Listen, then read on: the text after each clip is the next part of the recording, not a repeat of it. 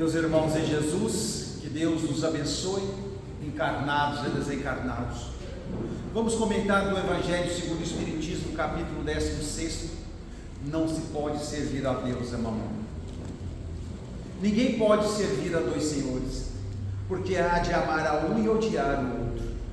E quando Jesus estava falando sobre isso, um jovem se aproximou dele e disse: Senhor, o que devo fazer para alcançar o reino dos céus? Jesus disse: guardai os mandamentos. O jovem disse: quais são os mandamentos, Senhor? E Jesus disse: não matarás, não roubarás, honrai teu pai e tua mãe. O jovem disse: desde a minha mocidade eu tenho guardado todos esses mandamentos. Mas Jesus sabia do seu apego excessivo aos bens materiais. Então disse a esse jovem: vai, vende teus bens e segue-me. E esse jovem não estava desprendido dos bens materiais, ele foi embora muito triste, porque ele tinha grandes propriedades. Foi aonde Jesus chamou seus discípulos e disse: dificultosamente um rico adentrará o reino dos céus. Jesus não disse jamais. É mais fácil um camelo passar pelo buraco de uma agulha do que um rico adentrar no reino dos céus. Mas nós temos que analisar no crivo da razão, porque se nós pegarmos por alto, nós vamos achar que todos os ricos estão condenados ao fogo do inferno, que todos os pobres têm o céu por garantia. E não é assim. O apego não significa pela quantidade. Há pessoas que dizem: eu mal tenho o que comer, o que vestir, mal tenho uma casinha. Mas não é pela quantidade que você é apegado, não. Porque se nós buscarmos lá no livro Céu e Inferno, parte 2, capítulo 2, nós vamos ver os espíritos felizes. Muitos espíritos possuidores de grandes propriedades que eram desprendidos dos bens materiais e que usavam esse dinheiro para praticar a caridade, o amor.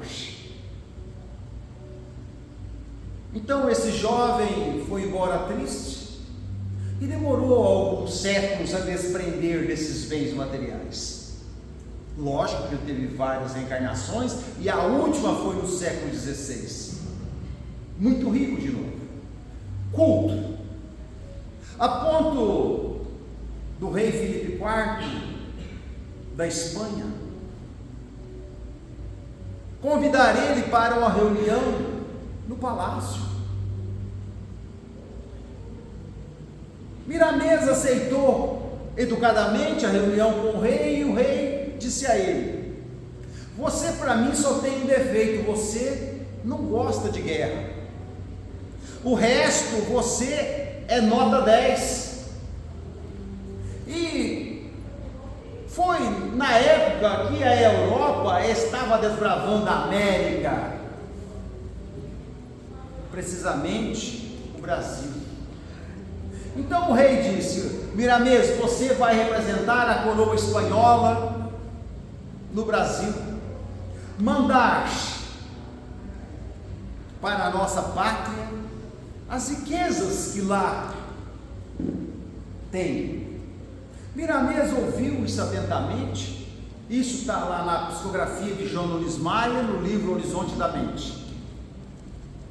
Miramês ouviu atentamente o rei, e no final da reunião ele disse: ó, Sua Majestade, no momento os bens materiais não me chamam tanto a atenção. O que eu tenho já é o suficiente para me manter. O rei ficou contrariado e Miramês foi embora. E nessa época, Miramês já fazia viagens astrais para o Brasil. Quer dizer, é os sonhos que muitas pessoas às vezes falam: eu sonhei que eu estava em devido lugar. Então Miramês vinha para o Brasil em viagens astrais, em desdobramento. E em 1649, Miramês pisa nas terras brasileiras como turista. E muitos dos europeus que chegaram aqui no Brasil foram agredidos pelos os índios, e muitos deles teve as suas vidas ceifadas.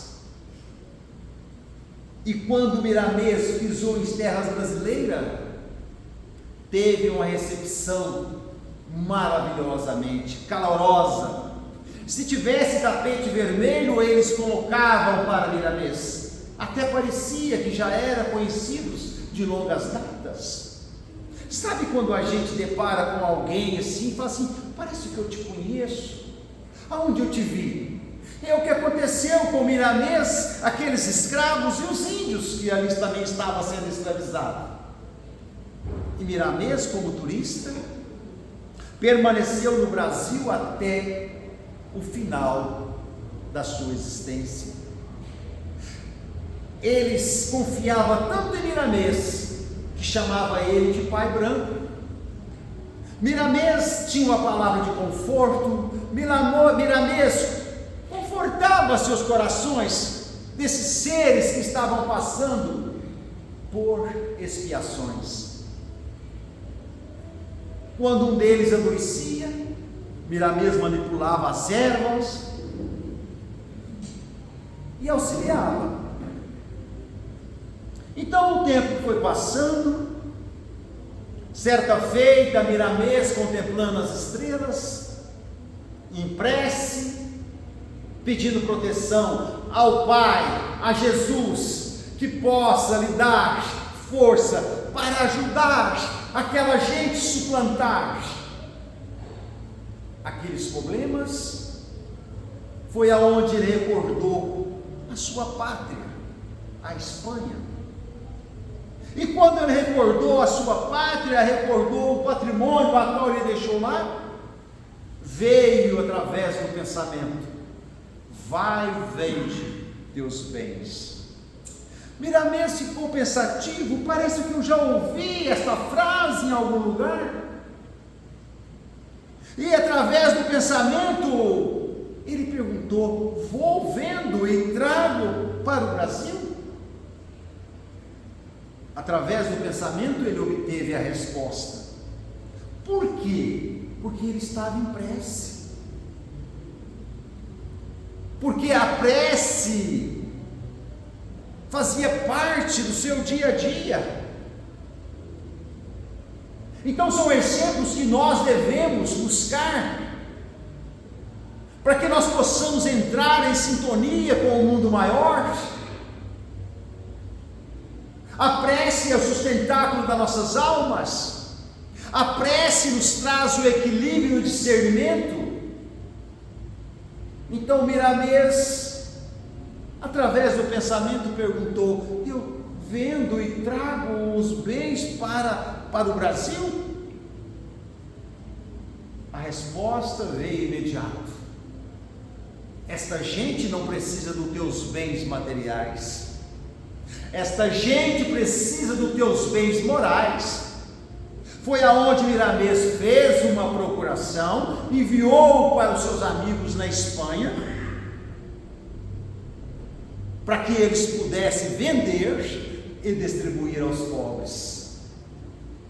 Só que ele não ficou preocupado se os seus amigos realmente vendeu os seus bens e distribuiu aos pobres, ou se apossaram dos seus bens.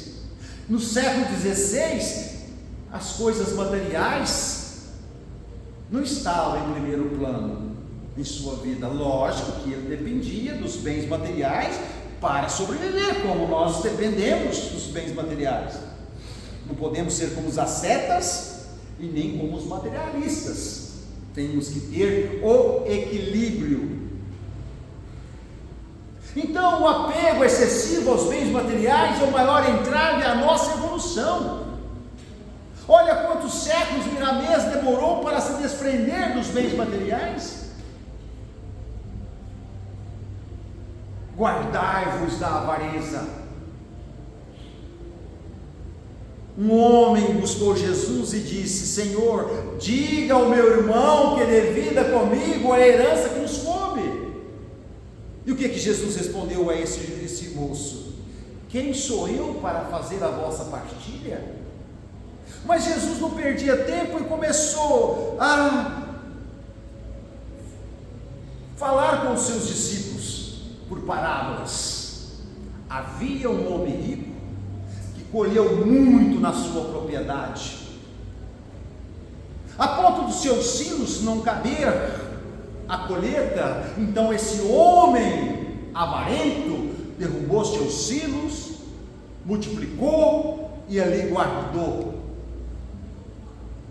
a colheita, e disse: alma querida, coma, ostenta do que tens. Só que no outro dia sua alma retornou ao mundo espiritual. Ele não preocupou que ele não... Pessoal, uma Paraty preta parou na garagem do vizinho e ele precisa sair. É de alguém aqui? Talvez seja aqui de cima. Isso. Foi? O vizinho precisa sair. Você tem que tirar lá, tá bom? Desculpa, velho. Não tem problema. A gente fica Não precisa. Ele não preocupou se as traças, se os cupins, se o caruncho ia destruir o arroz, o milho, o feijão, o trigo a qual ele colheu. Ele não preocupou, porque o avarento é assim, ele não usa e não deixa ninguém usar. Ele senta em cima e aquilo ali, o tempo vai passando, aquilo vai perdendo, e ele vive na miséria. Como a gente vê pessoas possuidores de grandes patrimônios andar como mendigos. Emmanuel fala que o avarento, o Suvina, ele é doente e vai responder em reencarnações futuras. O dinheiro é o sangue da sociedade, ele tem que circular. Se a nossa circulação está ruim, o que vai acontecer? Vamos ser acometidos de uma trombose. Então o avarento é a trombose da sociedade, sendo que o dinheiro é o sangue da sociedade. Pois há muitas pessoas que dizem: eu sou desprendido dos bens materiais, o que eu tenho eu gasto. E ser esbanjador também não é virtude. Nós vamos responder por isso. A gente vê pessoas aí com 5 cartões de crédito e gasta todos. Não pensa no dia de amanhã. Mas o dia de amanhã pertence a Deus. Lógico, mas você tem que fazer seu provimento. Amanhã, se você não desencarnar amanhã, você vai precisar de se manter. Então, Deus, Jesus e a espiritualidade querem o nosso equilíbrio. Então temos que ter o equilíbrio e analisar tudo no crivo da razão, porque caso contrário, nós vamos interpretar errado os ensinamentos de Jesus, como Jesus na casa de Zaqueu. Passando por Jericó, Zaqueu sabia que ele ia passar pela certa escada, então subiu numa árvore, porque Zaqueu era pequeno, para ver Jesus, porque Jesus estava sendo falado, que curava, que fazia milagres. Então aquela multidão em volta de Jesus, Jesus avistou ao longe Zaqueu em cima de uma árvore e disse: Zaqueu, desce daí, hoje eu vou estar contigo na tua casa. Os seus discípulos, ignorantes como nós, disse: Senhor, o Senhor vai estar na casa de um homem de má vida? Só porque Zaqueu era rico? Só porque Zaqueu era chefe dos publicanos, cobradores de impostos? E Zaqueu desceu lá, recebeu Jesus na sua casa, e Eli mandou servir um café, e começaram a conversar. E Zaqueu disse a Jesus: Senhor, hoje mesmo eu estava pensando em vender a metade do que eu tenho e distribuir aos pobres. E se eu defraudei alguém, devolver 4 vezes mais. Jesus disse: esta casa hoje ganhou salvação. Será que Jesus disse: esta casa hoje ganhou salvação simplesmente porque Zaqueu disse essas palavras? Não, porque a intenção de Zaqueu era realmente essa. Então nós somos julgados pela intenção. Não adianta nós estarmos dentro da casa espírita todos os dias e orarmos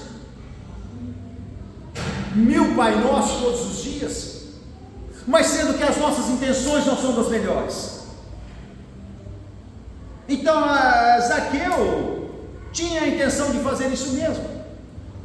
E mais tarde, na psicografia de Chico, irmão X vem nos relatar, no livro Lázaro de Vivo, se eu não me engano, ou Relatos da Vida, essa passagem de Zaqueu. Zaqueu realmente era um homem muito rico, mas era um homem muito bom. A riqueza na sua mão era uma fonte espalhadora de felicidade. Todos os seus funcionários eram tratados como familiares.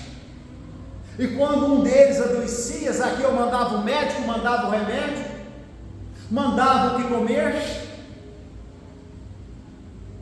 Então não é pela a quantidade de patrimônio que o ser é apegado ou não. É totalmente diferente Zaqueu da parábola do mau rico, nesse mesmo capítulo.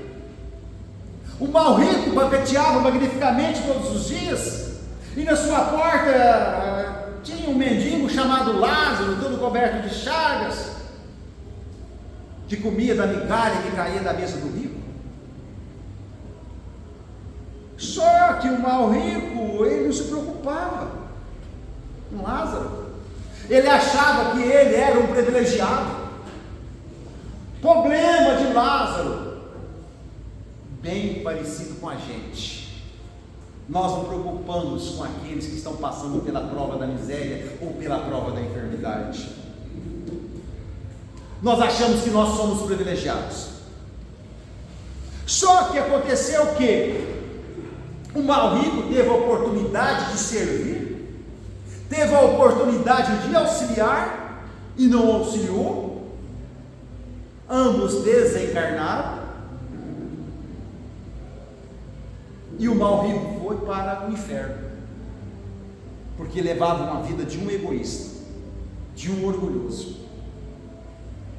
E Lázaro aceitou a sua condição de ser, sabia que estava aqui em expiação. Ele não se revoltava contra Deus e Jesus. Ele tinha humildade. Porque não adianta também nós estarmos passando pela prova da enfermidade ou da miséria e estarmos revoltados. Se nós estamos passando por certos problemas, é porque nós mesmos buscamos com as próprias mãos, pelo excesso de vaidade. Então, quando os dois estão no mundo espiritual, o mau rico começava a gritar: Pai Abrão, permita que Lázaro venha aqui molhar a ponta da minha língua que está em chama. Por que ele não preocupou com Lázaro quando estava encarnado, que ele tinha condições de fazer alguma coisa?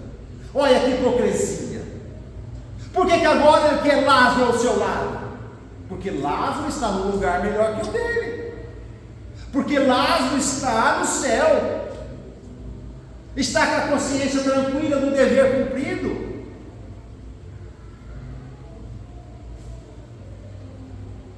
Por que agora ele quer Lázaro ali para molhar a ponta da sua língua? Ah, meu filho, os que estão aqui não podem passar por aí, porque existe um abismo entre o bem e o mal. Tem um abismo entre os dois. Então ele continuou a pedir: Pai Abrão, permita que eu vá lá na terra despertar os meus irmãos que estão no mesmo caminho que o meu, sobre a consequência daquilo que deixamos de fazer. Sabe o que Abrão respondeu ao mau rico? Lá eles têm Moisés e os profetas. Se eles não escutarem Moisés e os profetas, tampouco vão escutar você.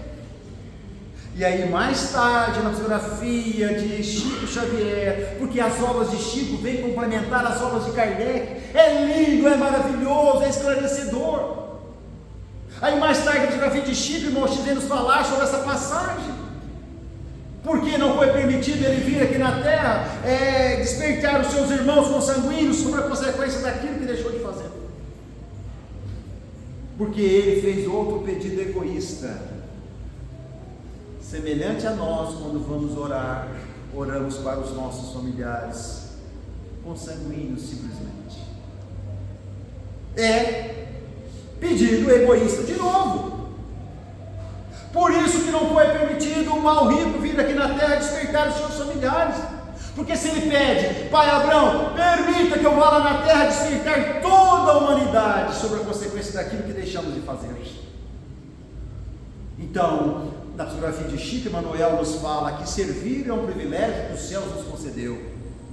Mas nós não queremos servir, nós queremos ser servidos. Nós não queremos sair da zona de conforto. O máximo que nós fazemos é vir no centro espírita, sentar nessa cadeira confortável, um ventilador, uma água gelada. E muitas das vezes exigimos que a espiritualidade atenda aos nossos pedidos. Como vai atender se nós não temos bons olhos, como nos fala André Luiz lá no nosso lar? As leis de Deus não se compra, se conquista. E como vou conquistar bons olhos? Através da prática do amor. Porque a caridade é o amor vivenciado, como Jesus vivenciou entre os povos. Caridade não é só esmola, como pensa principalmente os espíritas. Caridade material, caridade moral. A caridade moral não nos custa nada. Nós todos podemos fazer a caridade moral. Orar para toda a humanidade, desejar bons pensamentos. Como por exemplo, na tragédia no Rio Grande do Sul, todo mundo faz a caridade material, mas esquece de orar para aquela gente que está passando por provas e expiações, que é a caridade moral. Quer dizer, gêneros alimentícios, roupa, água, estão jogando fora lá já. Mas existe sempre um vazio desses seres que estão passando por expiações, que perdeu o familiar, que perdeu a única casinha que lhe restava, o único móvel que lhe restava. Uma prece feita no fundo dos nossos corações vai aliviar esses seres, vai trazer esperança de dias melhores. Então, a caridade está no alcance de todos, indistintamente de classe social. Parábola dos talentos. Nós todos temos um talento. E a parábola dos talentos nos fala que um homem, tipo um empresário, saindo de viagem, chamou seus funcionários conforme a sua competência e distribuiu cargos. Ao primeiro deu 5, ao segundo deu 2 cargos, e o último deu apenas 1. E saiu de viagem e ficou muitos anos fora. E quando ele retornou, foi pedir conta desses talentos a qual ele confiou, desses cargos a qual esse empresário confiou aos seus funcionários. O primeiro disse: Senhor, trabalhei, estava muito difícil, trabalhei dia e noite, multipliquei os 5 talentos que o Senhor me confiou, está aqui 10. O patrão ficou feliz, porque ele não ficou na ociosidade, ele regaçou as mangas, e foi ao trabalho. O segundo que recebeu 2, Senhor, tive muita dificuldade, o mercado não estava bem, uma crise danada, mas eu consegui, desses 2 talentos, conquistar mais 2, estamos aqui 4 talentos. E o terceiro? Senhor, sei que o Senhor colhe aonde não planta, esse talento me incomoda, esse talento me inibe a usufruir dos prazeres que a carne me oferece, então eu enterrei. Quantos de nós não temos os nossos talentos enterrados? São poucos que esmera esse talento a qual Deus nos confiou. Poucos podemos contar no dedo que não vai encher uma mão. E aí, mais tarde, na psicografia de Francisco Cândido Xavier, no livro Estante da Vida, ditado por irmão X, ou Humberto de Campos, capítulo 4, ele vem nos relatar sobre esses talentos, a qual esse Senhor confiou naquelas pessoas conforme as suas competências. O primeiro recebeu 5, a riqueza, a saúde, o discernimento, o poder, a habilidade. E através disso ele multiplicou, ele conquistou o respeito, a estima, o conforto. E assim também foi o segundo. Está lá no livro Estante da Vida. E o terceiro que enterrou, quando foi pedir as contas, ele disse: Senhor, esse talento do Senhor ilumina, mas ele vem nos mostrar que a sua lei é dura, por isso eu enterrei, eu preferi o conforto de casa. Está no livro Estante da Vida, a psicografia de Chico, ditado por irmão X, capítulo 4. Então eu preferi o conforto de casa, a zona de conforto. E sabe qual é esse talento, meus irmãos, que esse ser enterrou? O conhecimento espírita. Então nós estamos enterrando os nossos talentos, o talento que nós recebemos de Deus. E sabe por que aqueles que recebeu 5 teve dificuldade, aquele que recebeu 2 teve dificuldade? Porque o Espírito enterrou o seu talento, o conhecimento que ia iluminar aqueles que estavam em sua volta. Então eu sei que através da doutrina espírita, nós nos ilumina, mas nós aprendemos que aquilo que nós fizemos, nós temos que se acertar, porque existe uma lei de causa e efeito. Então nós preferimos ficar no conforto do lar, só que nós perdemos uma existência, nós vamos ficar estacionados, ferramenta encostada no canto da parede enferruja. Aí aparecem as enfermidades, os desequilíbrios, as melancolias, as depressões, as loucuras e o suicídio. Por quê? Porque enterrou o talento, você não foi digno daquilo que Deus e Jesus e a espiritualidade te confiou.